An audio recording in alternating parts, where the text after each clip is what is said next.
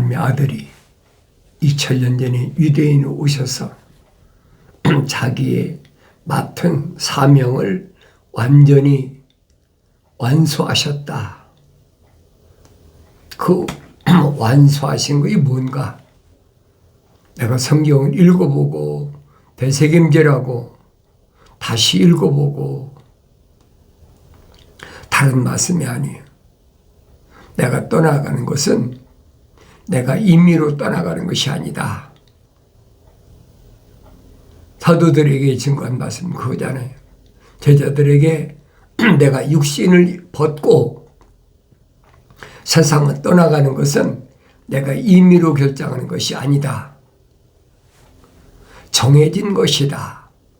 정해졌단 말은 무슨 말이에요? 나는 주인이 내 아버지께서 정해진 계획대로 계획하신 대로 나는 그 진행 과정에 한낱 하늘 아래 피조물로 온 것밖에 없다는 얘기예요. 주인이 정하시지 피조물이 정합니까? 그럼 나의 주인이 누군가 아셔야 될 거 아니에요. 하나님의 아들은 왜 오셨느냐? 사도로 오셨다. 사도 바울이 설명하잖아요.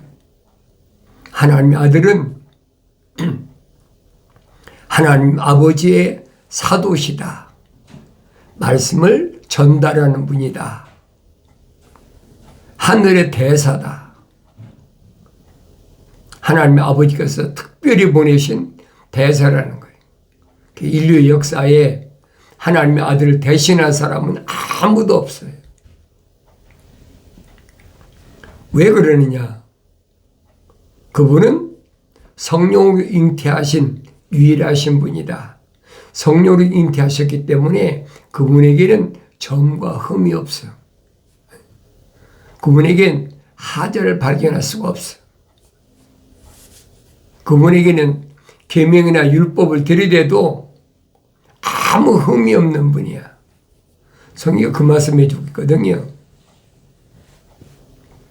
그런 그분이신데도 베드로에게 하신 말씀이 뭡니까?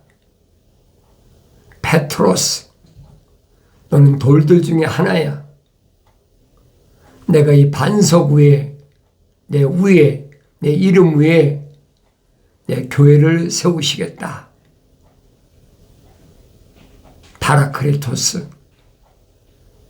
바라크레토스는 부르시고 선택하신다는 거예요. 부르시고 선택받은 사람을 완성시키는 거예요. 이 단계를 잘 아셔야 돼요. 부르셨다고 끝난 것이 아니에요. 선택받아야지. 2000년 전에도 유대인들을 얼마나 많이 불러 모으십니까? 그 불러 모으시는 방법이 뭐예요? 기적을 행하는 거잖아요. 야, 거기 가보니까 청년이 말 한마디 하니까 귀신이 나가 자빠지고 떠나가고 병자가 치료 안 받고 뭐 그 소문이 삽시간에 다 퍼졌죠. 또 거기 구경 가면 먹을 거 걱정 없다. 남자만 5,000명 모였으니까 여자하고 아이들까지 따지면 거의 15,000명 내지 2만 명이 모였어. 그 숫자는 중요한 게 아무것도 아니에요. 물고기 2마리, 보리떡 5덩이 가지고 다 그 사람들이 먹고도 12바구니 남았다. 12광줄이 반이 남았으니까 얼마나 많이 남았습니까? 한 번만 일어난 게 아니잖아요. 또 한 번은 남자만 4,000명. 그거 생각해 보세요. 그러니까 그 소문을 듣고 얼마나 많이 찾아왔겠어요. 근데 하나님의 아들이 그 많이 찾아온 사람들 선택한 사람이 있느냐 아닌 거예요. 복음서에 빠진 것이 없잖아요. 너희는 주의 책을 찾아 읽으랬는데 찾아 읽어보면 그 많은 사람들이 찾아오셨는데도 하나님의 아들은 선택지 않으시잖아요.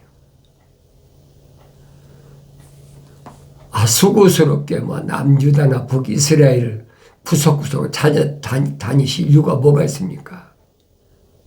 수가성 야곱의 우물가도 마찬가지잖아요. 육신이 입고 오셨으니까 힘들어 피곤해. 우물가에 쉬고 계신 동안에 사도들은 수가성에 가서 먹을 것을 사가지고 왔다. 그동안 하나님의 아들은 수가성 여인과 대화가 이루어지는 거예요. 뭐라고 대화가 이루어지느냐? 평범한 대화잖아요. 물 길러 왔으니까 나에게 마실 물 좀 달라. 얼마나 평범한 얘기입니까? 근데 반응은 어떤 반응입니까? 당신은 유대인인데 사마리아 사람이 나에게 어떻게 물을 요구합니까? 하나님의 아들이 말씀하신 것은 네가 주는 물은 마시고 나면 다시 목말라. 왜? 내가 주는 물은 표면적인 육신의 목을 적시는 물이잖아. 그러나 내가 주는 물은 영원히 목마르지 않는다. 그 여인이 깜짝 놀래가지고 당신은 두레박도 없는데 나한테 무슨 물을 길러준다고 얘기합니까? 삶에서 물을 길러준다는 걸 착각하고 있는 거예요. 그런 물이 있으면 나에게 좀 주십시오.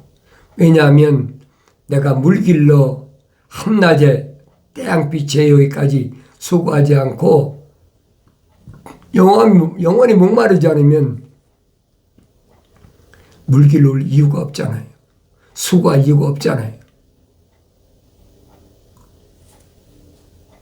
하나님의 아들은 뭐라고 말씀하십니까? 가서 내 남편 데려와. 얼마나 기가 막힌 얘기. 여인의 반응은 뭡니까? 나는 남편이 없습니다. 하나님의 아들이 하신 말씀은 그래, 네 말이 맞다. 너에게 옛날에 남자 5이 있었는데 그 내 남편이 아니고 지금 있는 6번째 너 사는 남편도 내 남편 아닌 거 내가 다 알고 있어. 그때서야 여인이 깜짝 놀래가지고 당신은 선지자십니다. 선자들이 선지자라는 신원을 확인하고 나서 뭘 묻습니까? 하나님을 만나는 방법을 묻는 거예요. 남유대 사람들은 예루살렘에서만이 하나님을 만날 수 있다. 하나님께 예배드릴 수 있다. 그런데 이쪽에서는 남쪽에 가지 못하게 하니까 그리심산에서 예배드린다. 제사드린다. 어디 가야 진짜 하나님 만날 수가 있습니까? 그 말을 물은 거예요. 예배의 정의가 뭐냐는 거예요.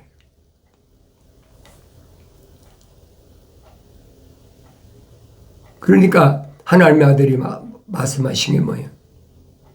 하나님 아버지는 한 영이시다. 그 예배하는 자는 신령과 진정으로 예배할지니라. 신령이란 말은 성령 받은 사람이 이 말입니다. 성령 받지 않은 사람이 신령할 리가 없지요. 하나님 형상을 닮은 사람은 하나님 모습을 닮아서 성령 받아 완성되면 하나님 아버지께서 내 아들아라고 부르시니까 영과 진리로 예배드릴지요. 진리, 거짓 없이 숨기지 말라는 얘기. 너 옛날 남자가 5 있던 거, 지금 있는 내 남자도 내 남편 아닌 거 다 알고 있어. 숨기지 말라니까. 하나님 앞에는 숨길 수가 없는 거예요. 사람의 눈은 숨길 수 있어도 하나님 앞에는 숨길 수가 없는 거예요. 그때만이 하나님 앞에 올바로 설 수가 있고 하나님 아버지와 만날 수가 있다. 예배의 정의를 잘 아셔야 돼요. 예배란 말은 영어로는 worship이라고 그러잖아요. 엎드려서 경배한다. 상대방이 누구냐는 거예요. 상대방이 하나님의 아버지신지 아니면 그게 바알이나 아세라, 목상, 우상인지 하늘 아래 것은 다 뭐요? 우상이란 말이에요. 사도 바울은 뭐라고 설명합니까? 탐심은 우상 숭배니라. 얼마나 심각한 얘기예요. 다른 사람 모르잖아요. 내 눈을 떴을 때, 내 귀를 들렸을 때 내 마음에 탐심이 있었나 없었나. 나보다 내가 사는 집보다는 좋은 집을 보면 탐심이 생기고 나보다 좋은 차를 타고 차가 지나가면 그 차가 마음에 이끌리고 그런 거 많이 있잖아요. 그게 탐심이란 말이에요. 그 사도 야고보는 뭐라고 설명합니까? 욕심이 잉태한 즉 죄를 낳고 죄가 장성하면 사망을 낳느니라. 자인이한테 얘기하는 게 아니에요. 생명책에 그 이름이 기록된 자들에게 하신 말씀을 내가 올바로 알아들어야 되는데 그걸 올바로 알아듣지 못하니까 그냥 잊고 지나가는 거야. 누가 못 읽습니까? 욕심이 잉태하면 그래요. 욕심이 시작되면 내 마음속에서 탐심이란 말이에요. 그 죄를 낳는다. 왜 율법에 도덕질하지 말라고 그랬으니까. 하나님의 아들도 말씀하시잖아요. 남의 것을 보고 탐을 내면 나는 도덕질했느니라. 그게 율법이란 말이에요. 생활법, 어머니법. 그러니까 야곱을 향해서 20년 동안 20년 동안 아니죠. 40세에 아버지 집을 떠났으니까 60년 동안 야곱이 허물이 얼마나 많느냐. 하늘의 구름과 같다. 그러면 하늘의 구름 보세요. 그럼 하늘의 구름을 바라보면 내가 나 자신이 보여야 된다는 거예요. 내 허물이 저렇게 많았구나. 그걸 보고 깨달아야 되는데 아무 감각이 없어. 하나님 말씀 읽으나 마나지. 그게 무슨 소용이 있습니까? 거울 앞에 서 있는 내가 나 자신을 바라보고 내가 어떤 삶을 살아가고 있는지 어떤 삶을 살아왔는지 나 자신이 올바로 알아야 되잖아요. 주님이 그 말씀하신 거예요. 베드로한테. 이 반석 위에 세워진 교회는 세상과 묶이지 마라. 왜 그러느냐? 천국의 열쇠를 줄 테니까 세상과 묶이지 마라. 천국의 열쇠를 받은 사람은 세상과 묶여서는 안 된다. 성령 받아야 완성되지. 이 하늘 아래 2000년 전에 육신이 입고 오신 분 중에 성령으로 완성된 분은 하나님의 아들 한 분밖에 안 계시다는 거예요. 하다 머리 설명하잖아요. 첫사람 아담은 혼적인 몸을 입었다. 그러니까 우리가 다 첫사람 아담처럼 혼적인 몸을 입었다면 가정이잖아요. 혼적인 몸을 입지 않은 사람도 많이 있어요. 누구 자연인, 하나님 아버지 거룩하신 사랑의 생명이 들어오지 않은 사람도 얼마든지 많이 있어요.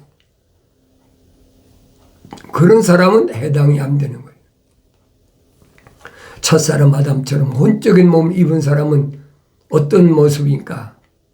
창세기 2장 7절에 기록되어 있잖아요.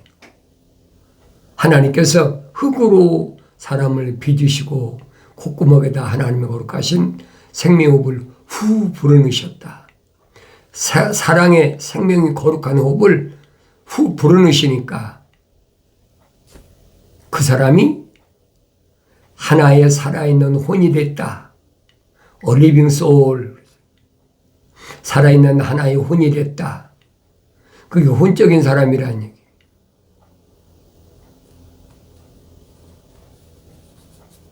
그러니까 우리가 일반적으로 깊이 상고해 보지 않으면 혼적인 사람이 다르게 있는 걸로 잘못 알고 있는, 생김새는 안 보여요. 혼적인 사람은. 우리가 보이는 것은 표면적인 사람밖에 더 보입니까? 내면적인 사람이 어떻게 보입니까? 하늘의 지식으로 설명할 수 있습니까? 하늘의 과학으로 증명할 수가 있습니까? 아무것으로도 증명하거나 논리적으로 설명이 안 되는 거예요. 그걸 억지로 비스름하게 이상한 말로 만들어가지고 사람들을 미혹하는 것이 하늘 아래 종교란 말이에요. 철학이라는 학문이 만드는 거짓 이론이니까 조심하라고 사도 바울이 설명하잖아요. 구약의 선자들도 똑같습니다. 구약의 선자들이 다른 말씀하신 게 없어요. 성령의 감동받은 구약의 선자들이 다른 말씀한 게 뭐가 있습니까? 다른 말씀한 게 없어요. 만군의 주가 맹세하여 말하기를 내가 생각했던 대로 반드시 이루어질 것이며 내가 계획했던 대로 그것이 확고히 되리라. 얼마나 정확해요. 내가 생각했던 대로 어느 때 만세전에 세상을 창조하시기 전에 하나님 아버지께서 이미 다 계획하셨다는 얘기.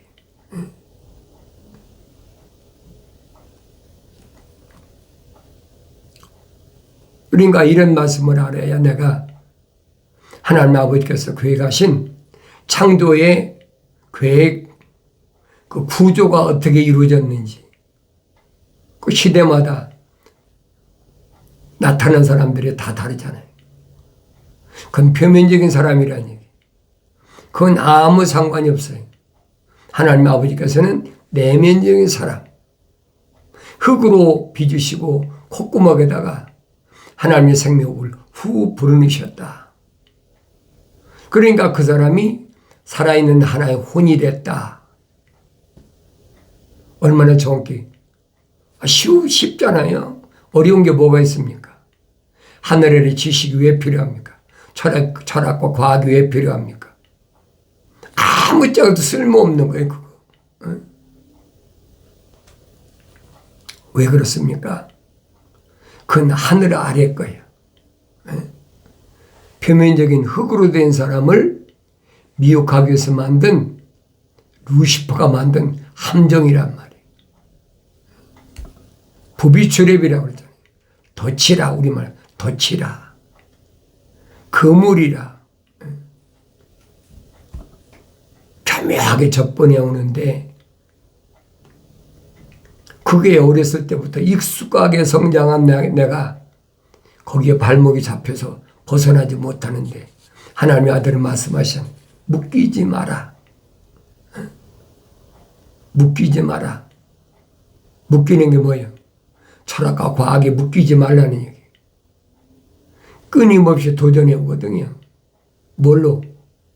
학연, 지연, 혈연. 끊임없이 도전해 오잖아요. 제일 가까운 게 뭐예요? 혈연이잖아요. 전통. 육신적인 전통. 내가 누구의 몇 대조다. 구약에 다 그렇잖아요. 무슨 왕의 혈통이다. 무슨 혈통이다. 그게 하나님의 아들도 뭐라고 합니까? 다윗의 혈통이다. 아브라함의 혈통이다. 마태가 설명하고 있잖아요. 그건 육신적인 거란 말이에요. 하나님의 아들은 육신 있고 유대인에 오셨지만은 그 안에는 하나님의 성령으로 잉태하신 분이라.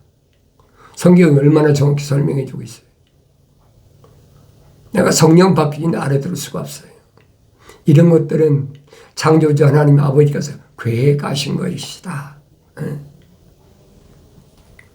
내가 내 땅에서 아시리아인을 파하며 내 산들 위에서 그를 발 아래 짓밟으리니 그때 그의 멍에가 그들에게서 벗겨지고 그의 집이 그들의 어깨에서 벗겨질 것이라 하였도다. 하나님 아버지 거룩한 계획, 누가 그걸 알겠습니까? 아수르가 북이스라엘을 침략해서 역사적으로 일어난 사건이잖아요. 성경에 기록됐으니까 빠진 것이 없으니까. 그러나 내 산들을 위해서 그의 발 아래 짓밟으리니 그때 그의 멍에가 그들에게서 벗겨지고 그의 집이 그의 어깨에서 벗겨질 것이라 하였도다. 잘하잖아요. 남유다를 침공하러 온 사내립 아수르의 왕이 아닙니까? 18만 5천을 이끌고 남유다를 침공하려고 찾아왔을 때 선지자 이사야가 히스기야 왕한테 뭐라고 두려워하지 마라. 그거 아무것도 아니야.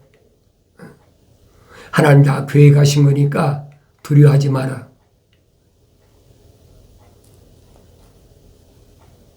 역사는 인간이 생각대로 시대마다 움직이는 것 같아도 사실은 거룩한 이스라엘 백성을 향한 하나님 계획이시란 말이에요.